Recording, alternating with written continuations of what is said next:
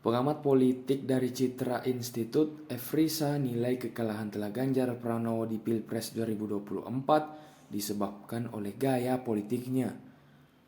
Hal ini disampaikan oleh Efrisa dikutip Tribun Timur dari Tribun News di program acara On Focus pada Jumat 16 Februari 2024. Efrisa anggap sosok Ganjar terlalu arogan serta emosional dalam bersikap di kontestasi Pilpres kali ini. Ia juga mengatakan warga Jawa Tengah kurang puas dengan hasil kerja pemerintah Ganjar selama jadi gubernur. Lalu Efrisa membandingkan perolehan suara Ganjar dengan kubu 02 Prabowo Gibran. Dalam pengamatannya, masyarakat melihat Prabowo Subianto sebagai sosok yang tulus. Tuturnya dalam Pilpres, masyarakat cenderung melihat pemimpin yang lebih bijak dan santun, bukan yang arogan dan emosional. Ganjar. Kenapa koreksi Ganjar? Pertama, sangat mudah. Ganjar Jawa Tengah berarti dianggap tidak atau kurang begitu memuaskan. Satu. Yang kedua, Ganjar itu arogan. Dia menyerang Prabowo dengan sangat keras, tapi dia melupakan bahwa masyarakat butuh kesantunan.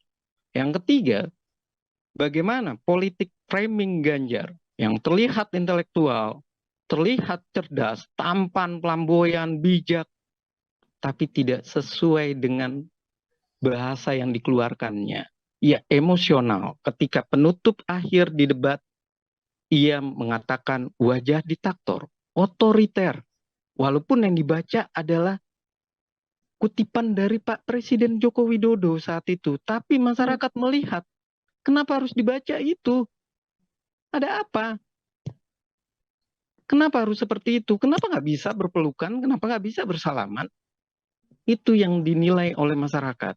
Dan berikutnya, bisa jadi masyarakat melihat ketulusan Pak Prabowo itu yang bernilai. Dibandingkan melihat etika dari Gibran. Oke, etika Gibran bermasalah. Tapi masyarakat merespon bahwa presidennya tetap, yang bekerja ya tetap seorang presiden, yaitu Prabowo.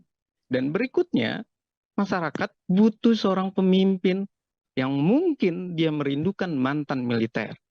Dan yang ketiga, ketulusan hati dari Pak Prabowo ini itu sekali lagi saya katakan membuktikan bahwa Pilpres beda dengan Pilkada. Pilkada boleh keras, boleh saling gesek-gesekan, saling menghina, dan itu yang menyebabkan Pak Anies terpilih. Tapi Pilpres tidak. Pilpres berbicara siapa yang lebih bijak, santun, punya visi misi, siapa yang bisa menarik simpatik masyarakat, bukan menarik pikiran di masyarakat, banyak diksi di masyarakat di otaknya. Ini orang kok arogan ya, ini orang kok terlalu terobsesi ya. Apalagi Mahfud juga berbicara menyalahkan seorang ibu Iriana yang melahirkan seorang anak yang dianggap tidak beradab, yang dianggap dosa kepada bangsa. Dan itu benar-benar menjadi posisi yang wow, ini capres dan cawapres yang sedang kalut, yang emosional.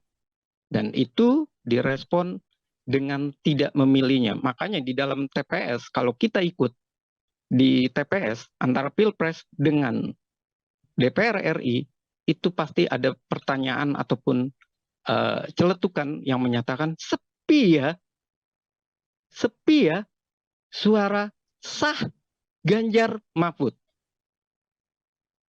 Nah, ini pertanyaan yang sangat menohok